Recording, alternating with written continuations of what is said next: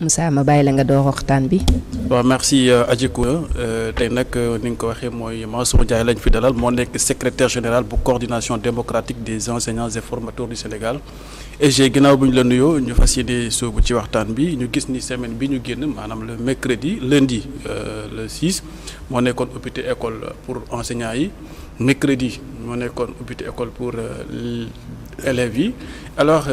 ngeen nekk ñuy xeex ak yelleefu jàngalekat yi ban constat ngeen def ci ubbite boobu est-ce que gis ngeen ni am na lu sooxe wala tout a été au rendez-vous. waaw Moussa merci beaucoup ci question bi ouverture classe yi donc de manière générale lu parfait totalement du amul ci œuvre humaine mais quand même de manière générale fexe nañ ba def ko ci bismillahi rahmani rahim commencé ko ci jàmm di ñaan yàlla ñu yeggale ko ci jàmm et l'essentiel a été fait mooy que ni ubbi nañ personnel bi le mercredi comme ni nga ko waxee ñëw nañ le lundi. Le mercredi aussi élèves yëpp ñëw nañ ci en majorité ci yenn localités yu bari yi da ngay gis élèves yi ñu ñëw en masse ñu ubbi école yi am na ñoo xamante ne sax jour ouverture lañ dugg classe jàngi comme niñ ko buggee woon slogan bi ubbi tey jàng tey donc vraiment de manière générale mun nañu wax ne rafetlu nañ ouverture yi malgré que am na quelques couacs nag bon et que petit à petit il faut que ñu jéem a régler couacs yi ba beneen yoon muy ñàkk. mais amul ay yenn remontée d'information yi wane ni zone yi inondation bi empêché na nit ñi dem ci classe yi wala genre et aussi gis nañ ni le ministre bi nga xamante ni moom la ñu dénk wàllu njàng mi moom mi ngi demoon zone Ndiaganiao def foofu tournée ci de rentrée alors quand on sait que vers le sud gis nañ ni foofu taw yi dafay fréquent est-ce que c'était pas beaucoup plus kii mu dem zone yooyu def fa gestu pour xool parce que on a vu dans ci benn vidéo ab enseignant qui risquait sa vie muy traverser fleuve si je me trompe pas c'est vers zone Kédougou genre est-ce que il n'était pas possible moom mu dem foofu def une tournée pour juste s'enquérir de l'état des lieux des écoles. Tout à fait même ministre bi bon présence am si site bi ci lieu bi pour ñëw visiter ou pas c'est pas obligatoire. Que mu dem Ziguinchor mu dem Ndiaganiao mu dem Kaolack il peut pas faire le tour du Sénégal mais partout l'essentiel est que fenn fu si nekk localité bu ne am na ñu ko fay représenter inspecteurs yaa nga fa donc il y a le gouverneur il y a les préfets et cetera sous-préfets yi et ñoom aussi dañuy wàcc di def liggéey boobu ministre bi di def di dem ci école yi di xool naka la nit ñi ubbee naka la ñu toogee et lan mooy jafe-jafe yi et comme ni ma la ko waxee de manière générale ubbi nañ au niveau national ministre bi au niveau national lay gérer donc au niveau national ubbi nañ nit ñi dem nañ ci école yi il faut nag mu am place yu am problème am na ñoo xamante ne ñu ngi ci biir ndox mi am na école yoo xamante ne c'est quasiment impraticable ñu ngi ci di continuer defar liñ ci ñaawlu nag mooy yéex a jóg bi parce que on a toujours alerté que balaa école di tijji la ñu war a teel a jóg mobiliser population bi parce que doonul loo xamante ne ministre bi moo koy def wala keneen c'est la population elle-même donc ñun ñi ñëpp jaar nañ ci man je me rappelle temps yi ñuy jàng ci àll bi da nga daan bu école tijjee parents yi ñoo fay njëkk donc parents d'élèves yi ñooy ñëw béy seen école nettoyer defar toilettes yi defar tout nit ñi soog a dem jàng ji maîtres yi soog a ñëw dugg ci classe yi donc loolu war nañ ko mun a beesalaat ci dëkk bi de sorte que day am ce qu'on appelle un engagement citoyen partout citoyens yi mun a jógal seen bopp xam ne école bi suñu école la on n'a pas assez de moyens mais suñu moyens suñ ko coordonné ak suñuy force amul luñ mënta def donc milieu bu ci nekk ak lu fa nekk lu mu métti ndox meeg manque de table banc yeeg yëpp suñu amee mobilisation totale parents d'élèves yi élèves yi maîtres yi jàngalekat yeeg tous les syndicalistes ñu dajee jóg waxtaanee ko xool naka lañ mën a def je pense que dinañ trouver solution foofu laa doon xaar gars yi avant école tijji et malheureusement gisuma ko cette mobilisation là moo tax nag dina bëri place yoo xamante ne dina am ko kon jàpp nga ni mobilisation bu amee boobu bi ngay proposé ni bu amee ubbi tey jàng bi tey mën na effectif à chaque bien sûr du dara yomb na loolu parce que loolu si ñun la dépendre ñun ñooy ubbi ñun ñooy jàng ñun ñooy jàngale donc loolu li jafe ci état je pense mooy li nga xamante ne dépendrewul ci ñoom li nga xamante ne dañ koy jëggaani dañ koy dem uti ji feneen loolu mun na jafe mun na métti mais loo xamante ne c'est nous-mêmes dans nous donc c'est une question de mobilisation ñu fullaal ko orienté si nit ñi ñu jóg si teer si jóg taxaw si lu mu métti kon du am benn jafe-jafe donc war nañ mën a ubbi tey jàng tey alors gis nañ ni aussi rentrée bi dafa am lu ko marqué mooy port de brassard rouge pour le reste du mois d'octobre nga xamante ni G7 moo ko décrété d'ailleurs sax ñu ngi dem ci grève ak débrayage à partir du 15 ak 16 alors c'est juste pour réclamer li nga xamante ni moo di le sort des décisionnaires ñu signé seen décret en plus la formation diplômante et la surimposition. Alors ce mouvement d'humeur nan ngeen ko gisee et est-ce que c'était le moment mënul woon xaarandi ba au moins ñëpp dugg à l'école xaw a dal xel yi xaw a concentré wu ñu décréter ko que ñu koy entamer avec une année boo xamante ni day door a tijji. waaw effectivement décréter mot d'ordre boobu suñu sañoon du yegg si fii yàgg naa toog si plateau bi ak yeneen plateau di ko joytu problème mu décisionnaire yi muy problème bu métti boo xamante ne ñëpp reconnaître nañ ne injustice la boo xamante ne décisionnaire yi ñu ngi koy dund muy benn pàcc ci liggéeykat yi nekk ci état bi donc bu fekkente ne yéen a bokk même liggéey bi à travail égal salaire égal rémunération égale et cetera war nañ def maximum ba côté boobu ñuy respecter slogan bi. donc loolu suñ ko respecté wul day indi benn injustice bu métti ci benn côté bi te mënoo di liggéey ak nit ngeen bokk benn place liggéeyukaay mu nekk ci jafe-jafe yow jafe-jafe bi concerné wu la ba pare nga koy seetaan muy xeex nga toog mënut a nekk donc muy problème boo xamante ne yàgg nañ si alerter ne problème décisionnel dañ ko war a régler parce que c'est un problème boo xamante ne mun na perturber système et c'est le seul problème daaw bi régime bi di toog ma ne c'est le seul problème boo xamante ne bii gis naa ne mun na perturber système bi ba régime bi mu yàqal leen dans le système éducatif donc bu ñu buggee dara lépp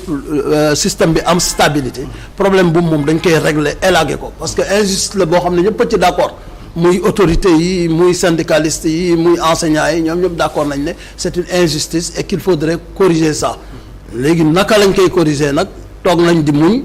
décisionnaires yi depuis temps l'ancien régime pendant 2 ans ñu ne traité nañ ko def nañ projet bi dem na ba ci table président de la République il faut que ñu signé guñu ko on est resté di xaar signature bi pendant 2 ans ba régime boobu jógee ko fi beneen régime bi mu ñëw fekk na fi problème bi xam na nu muy demee donc mu ñëwaat taxaw ñu dajalewaat tous les enseignants dajalewaat tous les décisionnaires ñu waxtaaneewaat problème bi daleewaat ko fañ ko tàmbale woon ñu recommencer à zéro waxtaaneewaat ko defaat beneen projet de décret tëgg ko toppaat ko mu toppaat circuit ba yegg ci table président de la République ñu ne mu ngi ci table président bi li des mooy mu signé ko il est d'accord dina ko signé alors ñëpp toog di xaar ba léegi mu am l'attente totale kenn waxul lu ci jëm ça fait presque encore 2 ans ñu ngi toog di xaar alors li ci gën a métti mooy que ni chaque jour day am décisionnaire yuy dem retraite tey fi ma lay waxee ne am na ñoo xamante ne ñu ngi préparer dem seen retraite tey donc ñooñu toog di xaar 4 ans 5 ans chaque jour ñu ne tey xam naa dinañ régler problème bi balaa ñuy retraité dinañ régler problème ba ñoom ñu dem retraite loolu aussi dafa métti moo tax bu ñu demee ba gis yoon ñu xam ne lii la et que dañ koy def je pense que bu ñu ko gaawee woon waxtaanee ko ba pare informer nit ñi duñ yegg fii tey donc suñu demee nag ba ñu décréter ko mot d'ordre mercredi bëgguñ ko woon bu ñu sañoon avant école tijji sax ñu régler problème boobu mais comme bàyyi nañ ba école tijji ñi nga xam ne ñoo ñuy représenté di G7 autour de la table de négociation ñoom seen bopp ñu toog décliner seen responsabilité xamal nañu ñoom xamatuñu ci dara comité de suivi bi ñu defoon doxul ñoom xamuñu dara ci fu problème bi toll et par rapport à ça li ñuy def mooy décréter mot d'ordre mercredi jeudi dañuy débrayer mercredi jeudi ñu dem grève donc ñun ñi nga xamante ne ñu ngi ci terrain bi aussi doon leen xaar mënuñ lu dul jàpp ci loolu parce que mënoo di décrier benn affaire pendant des années di ko coow di ko dénoncer ñu xëy tey ñu ne dañuy xeex pour affaire boobu nga ne du ma ci bokk à chaque fois nag ñun au niveau de la CEDEPS duñ daan ànd ci mot d'ordre G7 à chaque fois parce que dañu ne comme suñu syndicat la ñuy yor te ñoom ni ma leen gisee représenté wuñ niveau national bi ils représentent pas les enseignants si ñi ñuy représenté mooy seen syndicat parce que ñoom la ñuy waxal ñoom la ñuy informer bu ñu demee négociation et tout ils parlent avec le syndicat seen yoon newul ci yeneen syndicats yi alors comme ñun dañu yor syndicat dañu jàpp ne représenté wuñ ñu luñ ñu boolewul seen grève mosuñ si bokk seen mot d'ordre fu ñu defee mot d'ordre ñun dañuy boycotter et soo seetloo ça fait des années ñoom ils parviennent pas à réussir benn mot d'ordre de manière représentative ñu xam ne 80% wala 90% enseignants yi suivre nañ mot d'ordre mënuñ ko woon a am mais je pense que avec ce mot d'ordre là dinañ ko am parce que ñun on est obligé ñëw fekk si leen li ñu leen fekk si mooy duñu leen mën a seetaan ñuy xeexaat xeex boobu ñun ñu toog mel ni bëgguñ jàppale décisionnaires yi si seen problème donc dañuy ñëw def communiqué carrément wane que ni fépp fu CEDEPSien nekk au niveau national et tous les enseignants nañ respecter le mot d'ordre de la CEDEPS du G7 donc le 3 na ñëpp dem débrayage le 15 na ñëpp dem débrayage le 16 na ñëpp dem grève totale voilà wax nga ko sànq ne ngeen comme plan d'action bi G7 décrété autant pour moi bëri na syndicat yi nga xamante ni épousé nañ ko maanaam ànd nañ ci ku mel ni sax ay ñoom FEDEFOR mooy fédération démocratique de l'éducation de la formation et de la recherche ñoom tamit adhéré nañ ak yeneen syndicats est-ce que cela veut dire que c'est le moment ou jamais pour état bi pencher wu sur la situation des décisionnaires sinon leur sort pourrait perturber l'année scolaire. Tout à fait parce que c'est un point fédérateur dafa doon point boo xamante ne ñëpp ko bokk tous les syndicats boo dem am na ay décisionnaires que muy enseignant muy beneen corps donc suñ ko yëkkatee xeexam rek mun na tax tous les travailleurs du Sénégal ànd mobiliser wu pour régler ko moo tax dafa doon problème boo xamante ne dañ ko war a jël au sérieux waxtaan bi lu ñu siy waxtaanee ak lu si munti xew ñuy informer tout le monde ñoo xam ne ñëpp ko bokk mais suñ ko defee tête à tête comme ni ñu ko defee nii entre le ministre ak waa G7 wala nangam sangam ñeneen ñi si xamul dara bon fu xeex jógee ñëpp a ciy bokk et ça peut être dangereux pour le système. mais ñëpp a siy ànd. au lendemain bi nga xamante ni moom la G7 décrété son mot d'ordre de grève le ministre de l'éducation nationale génn na xamle ni d'ici janvier maanaam décisionnaires yëpp dañ intégré dans la fonction publique. Est-ce que cela ne devrait pas apaiser le climat à ce que ngeen bàyyi lépp mu sedd wala lii ministre bi wax daf leen doyul. waaw tout à fait mooy li ma la wax c'est un problème de communication. ministre bi muy ñëw yoon bi mu jëloon bu ci nekkoon konoon tey jii ñun on serait à ses côtés di ko soutenir parce que dafa ñëwoon ubbeeku am ouverture woo tous les syndicats yemalewu ko ci G7 bi jël G20 jël ñëpp tous les syndicats ñëpp ñoo xam ne am nañu expérience ci système bi mu déglu leen ne dafa bëgg ñun ñëpp ñu ànd ñoo bokk suñu système ñuy waxtaanee problèmes yi di ko liggéey ensemble pour régler les problèmes c'est ce qu'il a fait et il a réussi au début ñëpp ànd si mais malheureusement amoon na groupe boo xam ne d'accorduñ si et c'est le G7 dañu taxaw carrément même suñ première rencontre dañu ñëw boycotté génn rencontre ne duñ toog ak ñi am ñu boycotté dem ñibbiwaat c'est le même jour donc mu toppaat si leen mu ne du leen topp ci loolu mais finalement il n'a pas tenu tête dafa ñëw fekk si leen si donc tête à tête boo xamante ne entre 5 organisations syndicales ak le ministre ngeen def seen tête à tête kenn xamul li xew l'information ne passe pas bon bu ñu xëyee ñun li ñu gis luñ mën lu dul àndal les travailleurs parce que déggatuñ ministre gisatuñ ministre il ne communique pas il n'informe pas daa toog ci ruqam des ak waa G7 di def lu muy def donc lu muy wax peut-être que moom lay engagé parce que ñunu yëguñu fekkeewuñu waaye xëy na bu ñu fekkee woon négociation wala comme mënuñ fekkee négociation suñu amoon information bi à temps que fii la situation bi toll lii la ñuy def kon ñun tey kenn du ñu emporter parce que dinañ éclairer situation bi les enseignants les décisionnaires bañ xam ne kat lii ñu doon xeex mu ngi en cours le 3 janvier bii ñëw le président va signer le décret et c'est sûr bu boobaa suñu ñoon duñ dem mouvement mais comme yëguñu ti mënuñu basé wu ci loolu ñi ñu demoon représenter li ñu wax loolu lañ mën a gëm comme ñu ngi xeex bon dañuy xeex. seen xel daal dalul ci ministre bi wax barkaat démb mooy. non dañ ko dul sax déglu parce que waxul ak ñun quoi loolu la ñuy jàpp. ñi muy waxal xëy na mooy waa G7 yi mu doon négocier ñi xamoon li xew fu situation bi toll mais ñun ça fait des mois depuis 1 an depuis ñu daje ay sali ba léegi pare na ci suivi bi waxatul ak ñun woowuñu convoqué wuñu donc dégluwuñu ko sax si cadre boobu. ok ministre bi semaine yële weesu avant ñuy tijji jël na ay dogal maanaam intégrer IA ci système éducatif bi bu ñu toogaat ci ay quelques jours mu ne téléphone yi dañ koy interdire ci école bi. C'est pas une mesure contradictoire wala c'est ok. Non contradictoire je pense pas parce que IA du rek téléphone lañ koy lijjante boo demee ci école yi IA am na benn processus bu am boo xamante ne dañoo ubbi woon école yëpp ay salle informatique yooyu ñu équipé ko école yu bari am nañ salle informatique ñu équipé ko ak ay machine ba mu fees donc am na période muy organiser de sorte que classe bu soxla salle informatique dina mun dugg ak seen i techniciens ñu jàngal leen ak seen i professeurs li ñuy soxla muy IA muy lu mu mun di doon dinañ ko mën a jàng ci biir parce que am na connexion et tout donc loolu amul problème contradiction donc gisuma ko ci donc mun ñaari mesures yi mun nañu ànd le problème bi ci am mooy ni dañu gaaw gaaw a yegg foofu est-ce que laajuloon ay affaires yoo xamante ne dinañ ko waxtaanee avant ay préalable yu ñuy régler parce que mesure facilité la facilité mooy lan lii kat day yàq rek nañ ko éliminer c'est trop facile bu kenn yóbbooti téléphone école dafa yomb mais li gën a jafe nag mooy nga xool téléphone bi lan moo ci baax téléphone bi lan moo ci bon lépp lu ci baax nga war ko mun a exploiter pour say xale lépp lu ci bon nga dégager ko sànni loolu mooy position bu noble bi bu intellectuel bu savant di mun a défendre mais bu fekkente ne da nga ne lii kat baaxul rek nga sànni da ngay sànni li baax ak li bon yëpp parce que téléphone aussi mënul ñàkk y a des mesures yu mun a àndal boo demee ci école yi par exemple boo ne bu téléphone am mais xam nañ ne en ce monde d'aujourd'hui là troisième millénaire munoo taxaw nga naan nit du utiliser téléphone xale yi 2 ans ñu ngi utiliser téléphone donc naka ngay def ba adapté wu ci situation bi soo demee ci école yi am salle boo xamante ne am na fa fu ñuy récupérer téléphone yi bu ñëwee par exemple duñ ko utiliser xam lan mooy dugg ci téléphone yi lan moo ci dul dugg bu ñu wàccee ñu jaaraat fa jël seen téléphone dem seen yoon et cetera parce que am na ñoo xam ne bu ñu ñëwee école dañuy communiquer ak seen parents d'élèves dañuy woote war na am peut-être foo xamante ne mun nga fa dem mu am ñuy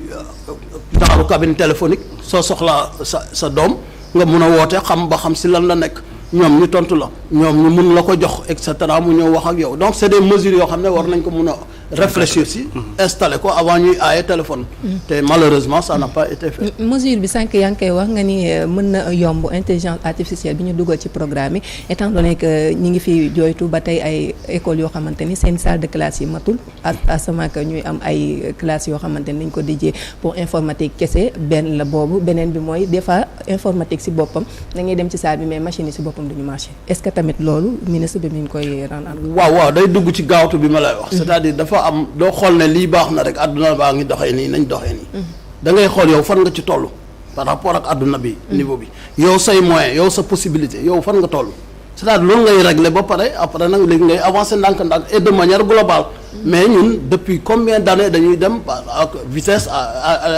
benn système à double vitesse. triple vitesse des fois ñi dañuy nekk ci lii ñi nekk ci lële am na ñoo xamante ne xale yoo xamante ne c'est des Sénégalais bon teint te école ba ñu nekk amul courant bay am sax ay connexion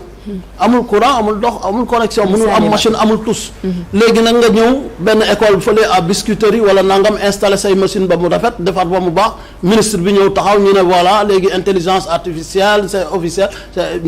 mais nax sa bopp la moom la Olof Njaay di wax sa xar mi te saxuloo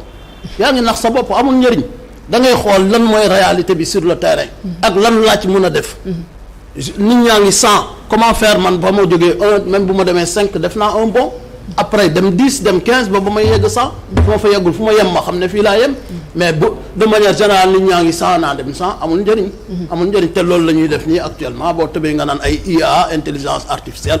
ay je sais pas ay téléphone ma du problème mu Sénégal quoi du loolu mooy suñu difficulté suñu problème mooy am na dëkk yoo xamante ne xale yi duñ sax utiliser téléphone donc du suñu problème dañu war a commencer am équité ci niveau